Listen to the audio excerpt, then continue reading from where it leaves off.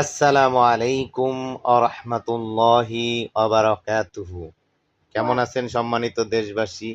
প্রিয় দেশবাসী, আজকে আপনাদের দেখাবো আমারই ছোট ছেলে আমাকে নামাজের বাহিরে এবং ভিতরে ১৩ ফরজের বিষয় নিয়ে জানাবে। তার সাথে আমি বলবো, সে আমাকে শিক্ষা দিবে। এবার তার মুখ থেকে আপনারা শুনুন। জি, আব্দুর রহমান বলেন। নামাজের বাহিরে এবং ভিতরে ১৩ ফরজ। নামাজের বাহিরে এবং ভিতরে ১৩ ফরজ। নামাজের বাহিরে ৭ ফরজ। নামাজের বাহিরে ৭ ফরজ। শরীর পাক কাপড় পাক।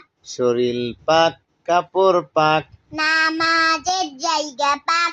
নামাজের জায়গা পাক। সতর ঢাকা। সতর ঢাকা। কেবলামুখী হওয়া। কেবলামুখী হওয়া। উত্তমত নামাজ পড়া। উক্তমত নামাজ পড়া। নামাজে নিয়ত করা। নামাজের নিয়ত করা। নামাজের ভিতরে ৬ ফরজ। নামাজের ভিতরে ৬ ফরজ। তাকবীরে তাহরিমা বলা। তাকবীরে তাহরিমা বলা। খাড়া হইয়া নামাজ পড়া। খাড়া হয়ে নামাজ পড়া। তেলাওয়াত করা, রুকু করা। তেলাওয়াত করা, রুকু করা। ২ সিজদা করা। ২ সিজদা করা।